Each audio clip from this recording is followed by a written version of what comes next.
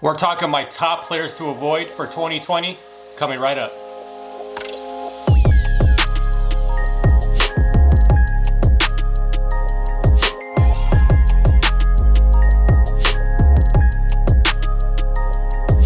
What's up, everyone, and welcome to the Gridiron Fantasy Football Podcast. Today is Friday, August 21st, 2020. And of course, I'm Chip, I'm your host, and thank you so much for listening.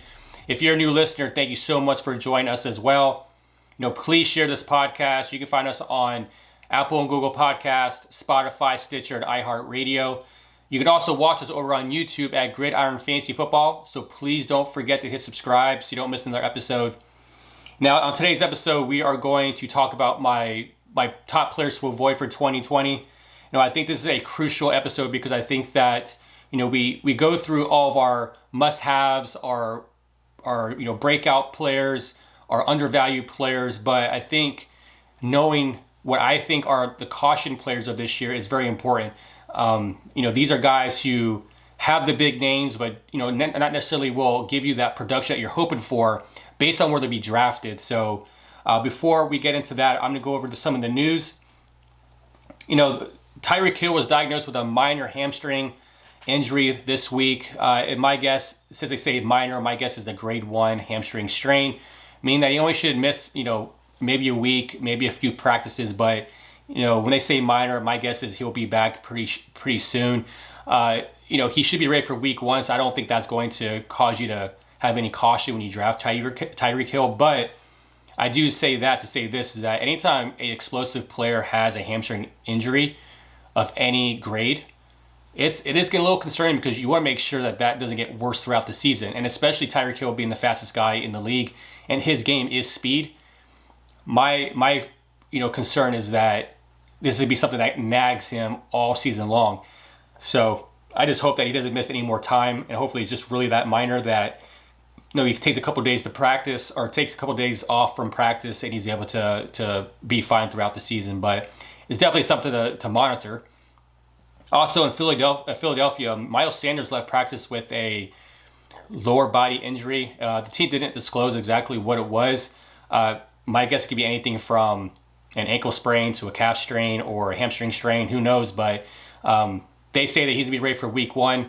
And honestly, based on last year, this isn't really anything different that Miles Sanders has dealt with because he missed a lot of training camp last year because of an injury, but he started the season on time. But the difference is he should be the workhorse this year. So last year he had Jordan Howard and he played sparingly, but now with the expectation of him being the starter, I think that this definitely has to be monitored. But if the Eagles say he's gonna be ready for week 1, I want to trust that. So I'm not gonna be too concerned about it, but definitely keep your eyes on it. And now in Cleveland, Nick Chubb is in the concussion protocol. This is another one I'm actually concerned about because it's not the concussion that I'm concerned about. It's another thing added to why I'm nervous to draft Nick Chubb super high in my drafts. Because we already know, if you've been listening to any of the podcasts, it was the last podcast I had mentioned that the Browns came out and said that their best success on offense this year is giving Kareem Hunt and Nick Chubb 15 carries apiece. Well, anytime you draft a RB1 or early in your drafts like a Nick Chubb, well, you don't want to hear that. You want to hear him be the workhorse running back and not come off the field. Well, now this is just giving more reason why they could use more Kareem Hunt. If he is dealing with a concussion, how much more often this year is he going to deal with a concussion, right? So hopefully never, but it's just another thing to add on to why I'm concerned with Nick Chubb.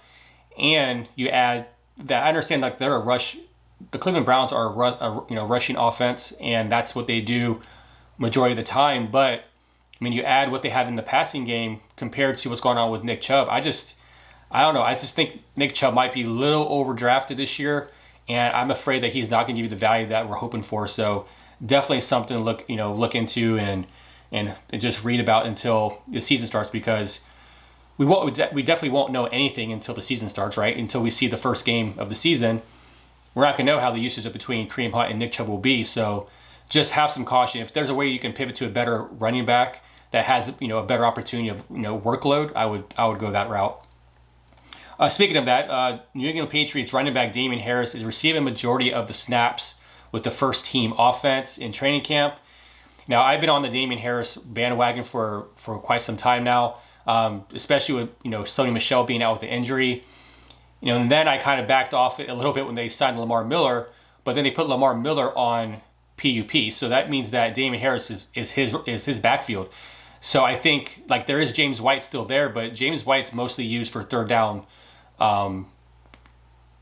situational things. And I think that Damian Harris could definitely give you some early year value if Lamar Miller starts the season on the PUP and he misses some time. But I think like Damian Harris is the guy to draft, and you can probably get him pretty late in your draft. And then now reports out of New York, the Jets plan to lessen Le'Veon Bell's workload and utilize Frank Gore a little bit more. Well, obviously this is not good news for anybody who really likes Le'Veon Bell. Le'Veon Bell is a elite talent. He should never come off the field. And the signing of Frank Gore shouldn't, like, you don't think a 37-year-old running back is going to take away from a talent like Le'Veon Bell, but we know Adam Gase is the starting, or he's the coach, and we can never predict on what exactly he's going to do when it comes to how he utilizes his players. Especially having somebody like, I don't he's never had anybody like Le'Veon Bell on his roster, and the fact that he's not going to take full advantage of that's really kind of frustrating, but it's something that it's there to monitor. I mean, now you're talking about Le'Veon Bell not being on the field for, short yardage, for goal line carries. Like, that's really going to really cut into Le'Veon Bell's upside. So definitely not something you want to hear coming out of New York. And then in Miami, Preston Williams actually practiced a week with no restrictions. This is good news because he definitely was a guy that everyone wants to see break out this year. Now, he did tear his ACL last year, which has me kind of on, kind of not sure which way I want to side with, because I do like Devontae Parker. And when there's a possibility of him possibly going on PUP, I definitely like Devontae Parker and Mike Gesicki a lot more. But with Preston Williams practice with no restrictions, I think this is okay for you to kind of pivot back to Preston Williams, because I think that last year he was doing, like, he was the guy to go to. He owned the Miami Dolphins in target share. So unless their scheme's a little different, I see Preston Williams being the guy to target. But I know in a couple podcasts ago, I was leaning more towards Devontae Parker because I like the health of Devontae Parker. That's the only reason why I would go, and pivot to Devontae Parker, is because he's not coming off an ACL injury. We've seen this, year in, year out. When people come off ACL injuries, they're definitely not the same the year after. It's usually the second year is when they actually do a lot better. The anomaly was Adrian Peterson, but he's a freak of nature. So those are one of those things where you just kind of want to monitor as well and kind of see how he continues to kind of progress through training camp. Over in Buffalo, Zach Moss is getting a lot of hype at Bills training camp. I mean, apparently he's just been blowing it up so far. It's looking like he's being shown as advertised on what he was. He's a powerful runner. He has a great pass catching ability. Now, obviously, this makes me a little nervous for Devin Singletary, because after last year, coming into this season, everyone loved the potential of Devin Singletary, hoping that they wouldn't, sign another running back or draft another running back. And then you see, Frank Gore move on, and then you're like, okay, Devin Singletary is the guy that, obviously should be the guy. And then they drafted Zach Moss in the third round. So I think now that puts you back into that perspective, like, okay, what's the expectations for Devin Singletary?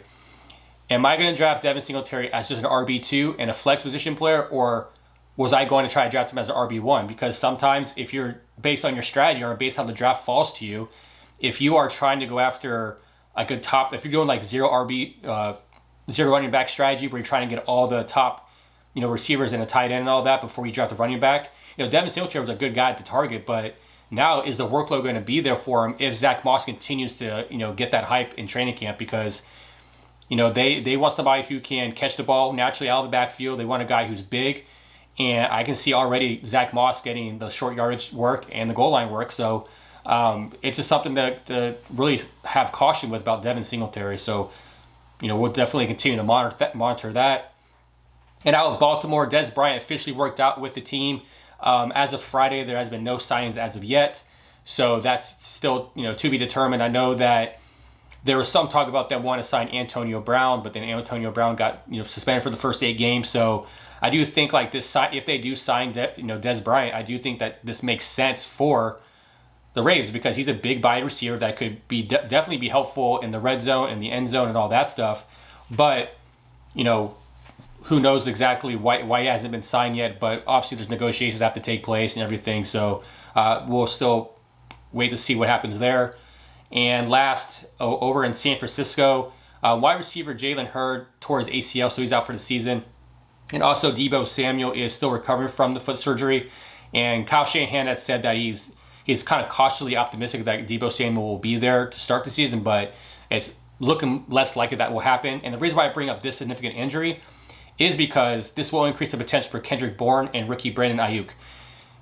Brandon Ayuk has already been getting a lot of praise from training camp, and I think this is a guy that could have some early season value because if Deebo Samuel's not there, obviously Jalen Hurd, got injured. It leaves you, obviously George Kittle is one of the top targets, in the 49ers offense. But until Deebo Samuel comes back, I think these two have a good opportunity to be able to do some flex work to you, maybe some some wide receiver 2 work. So definitely something to look into, monitor and look after that coming out after Jalen Hurd towards ACL. So with that all being said, that was a lot of news to cover. But I think that it's obviously I do this for you guys because I want you to know everything that's going on in the NFL, all the key points, all the news that matters for fantasy drafts coming up in the next few weeks. So right now I'm gonna jump into my top players to avoid for 2020. And like I said earlier, I chose a quarterback, 2 running backs, 2 receivers, and a tight end. And like I said, these are names that are very familiar names, and I think these players have some concerns that I think I need to bring to your guys' attention. So with for my quarterback, my first quarterback that I have chosen is Deshaun Watson. Now I know everyone's like, "Whoa, why are you choosing Deshaun Watson? He's a great quarterback." He is. I love Deshaun Watson. Last year he ended the season as the QB4. I think he did phenomenal. I mean, obviously, he's an elite talent. I mean, he plays in an offense that was 13th overall last year. They were 15th in passing offense. He did tie with 8th with 26 passing touchdowns. So he definitely is a good fantasy quarterback. And then the reason why I make some in that elite level is that he's able to add, rushing yards to that. So last year he had 400 rushing yards with 7 touchdowns. So that's significant for a guy that you want to fantasy. I always, in my drafts, I try to go after dual threat running or quarterbacks all the time because I like having the passing ability and the rushing ability. Now, my concern for him for this year is the players around him. It's plain and simple. I think that when you lose someone like DeAndre Hopkins and you don't add another talent that, obviously you're not going to be able to add someone like DeAndre Hopkins, but you don't add any guys of that talent, it's concerning for me because we want to look at what the upside is. And, do people realize how much significance it was by losing DeAndre Hopkins? Because we saw last year, even when there was DeAndre Hopkins playing and Will Fuller wasn't, there was a struggle that Deshaun Watson was having. And then there's a difference between when DeAndre Hopkins and Will Fuller were on the field compared to when they weren't together on the field is massive. And then if you look at what happened with Hopkins leaving and going to Arizona, is that in the last 3 seasons, Hopkins accounted for 4,000 yards and 30 touchdowns for Deshaun Watson. I mean, that's huge. But then again, like, how does Deshaun Watson make up that difference? Now, is he gonna have to run more? I mean, I think if the Texans continue to have a bad defense, of course they're gonna have to play from behind. And then will that give Deshaun Watson more rushing ability? So would he be able to top 400 yards? Probably.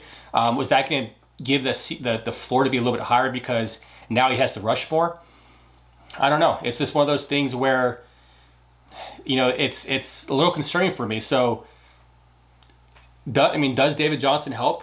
It does. Does Will Fuller play a full season? That's the other question mark. I mean, I think Will Fuller is a great talent, but the problem is availability. And if he can stay on the field, I think Will Fuller has a great season, but it's just not DeAndre Hopkins. And I think that Deshaun Watson needs more out of his wide receivers than what he has. And I think that maybe they utilize David Johnson more as a receiver. Maybe they utilize Duke Johnson more as a receiver.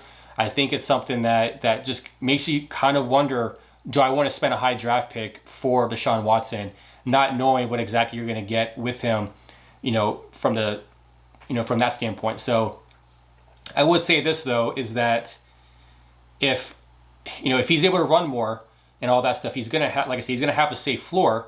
But another thing that's going his way as well, that he does have, he does have that ability to just take over games. So we've seen it time and time again that Deshaun Watson is able to do a lot of great things, and I hope that this year it does happen. But the other thing I'm concerned about is that he has one of the hardest strength of schedules. When you already are losing someone like DeAndre Hopkins, and it's kind of the unknown of who's going to take that role, and then you add that he has one of the hardest strength of schedules, I think I'm going to pump the brakes on Deshaun Watson, only because I just think that I could probably get guys that I can get later on in the draft that could give me the same or even better upside. Now, move on to the running back position. I think this is an obvious guy. I think everyone's talking about this guy, but my first running back that I think you need to, kind of fade on is Aaron Jones. Now, Aaron Jones, yes, he had a great season last year. He was the RB2. The Packers do have the 15th overall rush offense from last year, so they're kind of middle tier guys when it comes to the rushing game. We all know Aaron Jones was super efficient last year. He scored 19 total touchdowns, but the problem is that he was a boom and bust type of fantasy player. He was never consistent on his outings. It was very frustrating to be I had Aaron Jones in one of my leagues, and it was very frustrating to have him because he just never was consistent week in and week out. Now, obviously the weeks that he did well, he scored more than 20 points on six games last year. So obviously that's great, right? But then again, on top of that, he added 5 games last year where he scored in single digits. So that's just something that I want. If I'm going to spend draft capital on a running back like that, I want to make sure that there's consistency. And last year, he probably helped you win a fantasy championship. I know he was on my roster on the championship that I won, but he's a guy that I'm going to pivot away from. Now, if he's the best running back available at the time I have to draft a player, then first I'm probably going to look at wide receiver, see what's there at wide receiver, and then if I have to, I'm going to draft Aaron Jones. But the reason why I'm kind of nervous about him too is because obviously they have Jamal Williams they like, and then they go and draft A.J. Dillon. And now, why would they do that? Aaron Jones looks the part. He did well. He's productive. He gave you a lot of touchdowns and everything. But if you're so confident in Aaron Jones, why go and draft another running back when you already have Jamal Williams? So it's just something that I just don't get why they did that. I think it makes the backfield super crowded. And I think Aaron Jones still has RB2 appeal, but I'm just wondering how much are we downplaying A.J. Dillon. But it's one of those things where I just don't want you to overdraft for Jones. I think that he definitely is a good player. He definitely was productive last year, but like I said, he's going to have regression, and it's kind of shown now. If you look at the rankings, he's been dropping in the rankings. He was kind of that fringe, he's still kind of that fringe RB1 type of ranking, but he's been dropping a little bit, throughout the offseason as we get closer to the actual season, to our fantasy drafts, where I think that, wherever you draft Aaron Jones at this year, right now, if you draft him as the 14th overall running back, I still think that's decent value. That's not overpaying for him, but don't draft him like he's going to be an RB1, like he's going to have a top 5 season, because I don't think that's going to happen. I think, if he is going to stay around that 14th ranked running back, I think that's a good value. I think that's appropriate for him. So in that case, that's a fine draft pick, but I just think that you just need to be careful on drafting Aaron Jones expecting what he did last year. And then my second running back on my list is Leonard Fournette. Leonard Fournette is a good running back. He's a powerful runner. Last year he had a great season. He was the RB7 last year. Now he only played 15 games. He had last year. He had 265 rushing attempts for 1,152 yards, and he only had 3 touchdowns. So that was concerning that he only had 3 touchdowns. But last year he added 76 receptions on 100 targets, and he had 522 yards receiving with no touchdowns. So he definitely had a career year. He definitely was a target monster when it came to PPR formats, but he's going into his contract year. They didn't extend his, they didn't exercise his 5th year option, and there's just a lot of uncertainty with Leonard Fournette, and the fact of the matter is that he was on the trade block as well. So are they really close to just cutting bait with him? They're not going to obviously just flat out cut him, but is Leonard Fournette a guy that they actually want to have as their workhorse? I mean, you look what they did. They added Chris Thompson, right? Chris Thompson is a third, he comes in on third down. He's a pass-catching running back.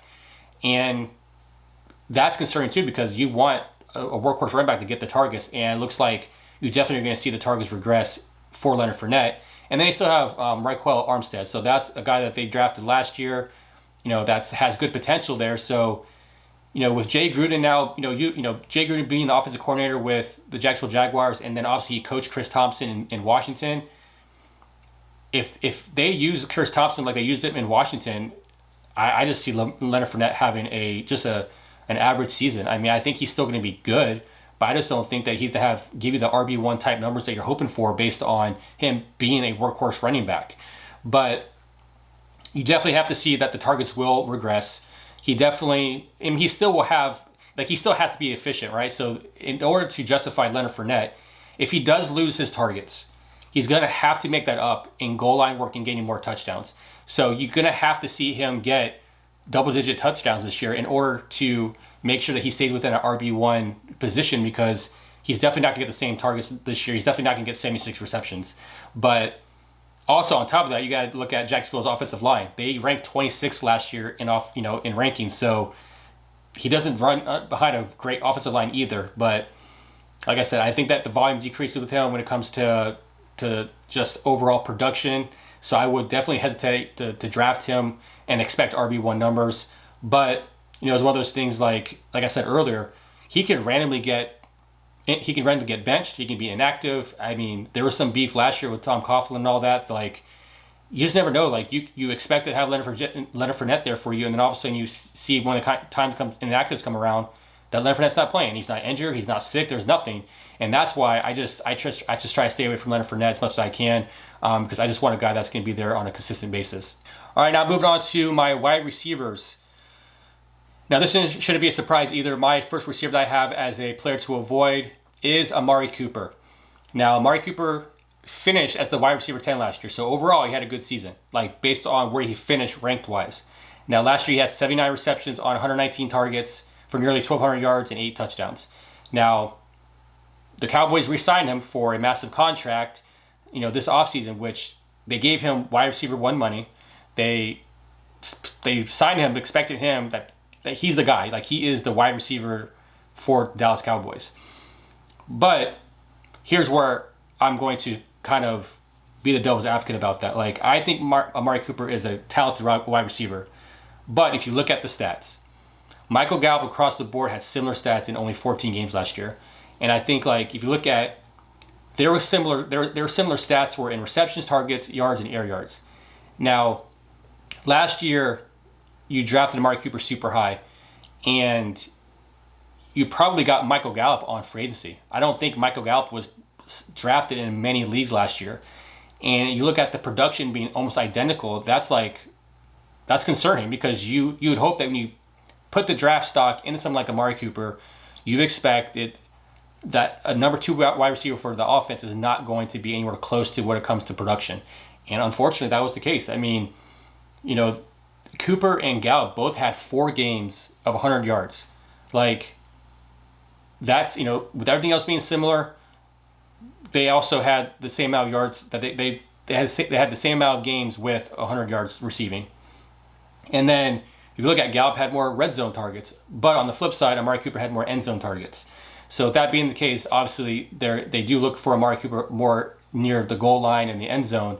But the problem is Cooper was not consistent last year. I mean, he had 12 games where he had less than 6 receptions and was held under 10 fantasy points in 6 of those games. So if you look at that, that's not something from a wide receiver 1. You expect him to ball out every single game. But when you see a stat like this where he had under 10 fantasy points in 6 games, and then he had 3 games where he had under 3 points. This is PPR points. That's not good. That's not what you want from a wide receiver 1, for sure. So I say that to say this, based on production, if I'm going in my drafts, I rather have Gallup. I just don't see the volume, being there, especially when you add someone like CeeDee Lamb. So then you got Amari Cooper, you got Michael Gallup, CeeDee Lamb, Ezekiel Elliott, right? And then you got Jarwin at tight end. I mean, that's a lot of targets to go around for people, and I just don't see Amari Cooper, being that guy that I want to draft as my wide receiver one. He might be a guy that I'm okay with, obviously being my wide receiver two, but I just don't think he's in that wide receiver one conversation anymore because the consistency is not there. They added another elite talent in CeeDee Lamb. I know they paid him, but I just don't feel confident put him in my lineup and hope that he's going to be my number one elite wide receiver one. So that's just my opinion. So obviously we can all discuss that. But my second wide receiver I have in my ranking of players to avoid is Cooper Kupp. Now Cooper Kupp, he had a phenomenal season last year. He finished the season as the wide receiver 4. Now last year he had 94 receptions on 134 targets, and he had nearly, he had about 1,161 yards and 10 touchdowns. Now, like I said, Kupp had a great season overall, but it was completely different when you look at his stats from the first half of the season compared to the second half of the season. Overall, he led the team in every major statistical category for wide receivers for the Rams. Now, obviously, Kupp did most of his damage from the slot, where he took 67% of the snaps in the slot, which produced 99 targets. Now, obviously, that's a guy that you want, right? And when you play in a PPR format league, Cooper Kupp's a guy that you want to have for your wide receiver 2 or your flex position because he definitely produces in PPR formats. But the problem was after the bye week, the Rams went to a 2 tight end and one running back personnel, which is what they call the 12 personnel. And with that being the case, he only had 2 games after the bye where he had double-digit targets. So obviously, his progression or his production definitely took a hit. Now, you could probably contribute a lot of this to Tyler Higbee. Tyler Higbee really came on strong after the second part of the season, and where he was winning a lot of people leagues because Tyler Higbee was a guy that wasn't being used much because of injury and all that. Then he finally came on strong at the end of the year, and I definitely can see, obviously Kupp definitely took a hit when they started playing Tyler Higbee a lot more. But if you look at what Kupp did, Kupp was overall the wide receiver 2 in the first 8 weeks of the season, and then he was the wide receiver 30 in the last 9 weeks of the season. So I do understand, like, the Rams did lose Brandon Cooks. They lost Todd Gurley, right? So the target should be there for Cooper Kupp, but you got to understand they still got Robert Woods. Robert Woods, when they go into the 12 personnel, Robert Woods is not coming off the field. He's the perimeter guy. So he is going to be if I had to choose between Cooper Kupp or I had to go to Robert Woods, I'm choosing Robert Woods all day because if they're going to start playing that type of personnel, then Robert Woods is not coming off the field, so I'd rather have him. But we all know Sean McVay is very innovative. We know that he will find a way to put the best players on the field and be productive. So, I do have caution with Cooper Kupp. I think that your expectations need to be a little...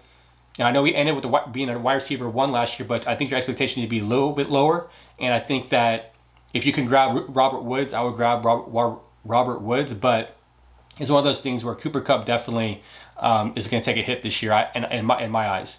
And then last, my tight end that I have as a player to avoid is, I hate saying this name, but I think it's just inevitable that you're going to see this, is Darren Waller.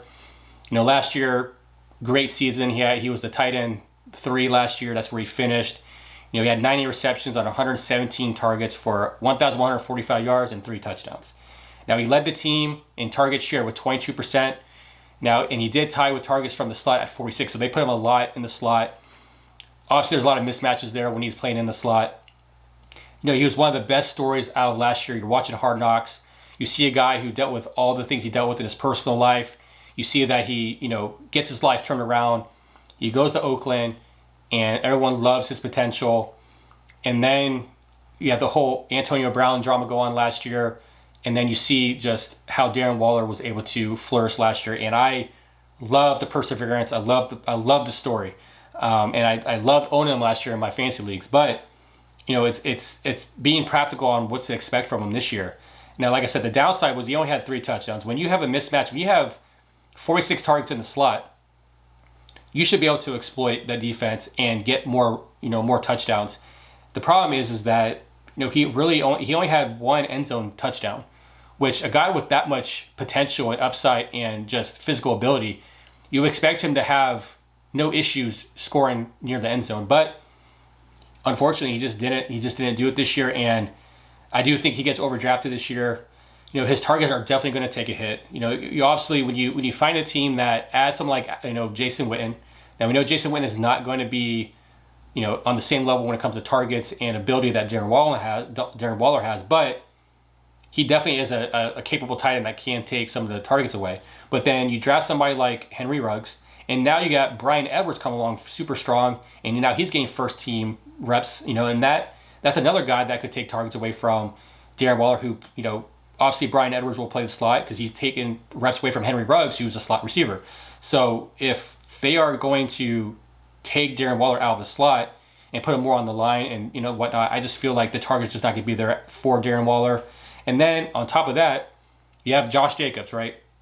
Josh Jacobs' goal this year was to get 60 receptions. Well, who knows how capable that's going to be? Like, who knows if John Gruden actually implements that type of passing ability for Josh Jacobs, or pass catching ability for Josh Jacobs in the actual offense this year. But I don't know. I just think that there's so much there for Darren Waller to just have a regression this year, and I just don't want you guys to overdraft him. He's a good tight end. I think that he definitely can be anywhere between that top 5 to top 10 position, but I just wouldn't want to reach for him to overdraft him. I think that you can probably hold off and get somebody that has more potential in the offense, that has better target share. Even though he led last year in target share, it's not going to be the case this year, and that's my opinion. So I just don't want you guys to be disappointed on value there. So there you have it. Those are my players to avoid for 2020. At quarterback, I have Deshaun Watson. At running back, I have Aaron Jones and Leonard Fournette. At wide receiver, I have Amari Cooper and Cooper Kupp. And at tight end, I have Darren Waller. So there you have it. Thank you so much for listening today. Please like, comment, and share this episode with people that you know. It's been great to see the channel grow and the podcast grow every week that I drop a podcast, and it's been fun. So I really enjoy doing this for you guys. So if you guys are really enjoying this, please share with everybody that you know. Next episode that I will be dropping tomorrow on Saturday, I'll be discussing. I'll be doing a mock draft. So my mock draft is going to be a format of 16 teams, and it's going to be a standard draft, so it won't be PPR or half PPR. It's going to be a standard 16-team format. You've seen me do already a 12-team, a 10-team PPR format, 2 quarterback, 1 quarterback, all those things. So I'm trying to hit every draft possibilities there. And that's a draft that you really have to really know the rosters, right? Because when you play in a 16-team league, you may get 1 or 2 elite players. And then that's where other players on other rosters obviously are going to take shape, right? You have to have, hopefully this is where your hunches are right. You're right on the breakout guys, the sleepers, all that, because that's where, when you win a championship in a 16-team league, that's where knowing the whole roster of, who's the second wide receiver, who's the third wide receiver, who's the second running back, all those things, because that's going to help you win a championship in a 16-team league. So I'm going to be doing that podcast tomorrow. So don't forget to hit subscribe on the YouTube and on our podcast so you don't miss that episode. And if you want to follow us on social media, you can follow us on Twitter and Facebook at the Gridiron Pod, and on Instagram at Gridiron Fantasy Football. So that's it for today.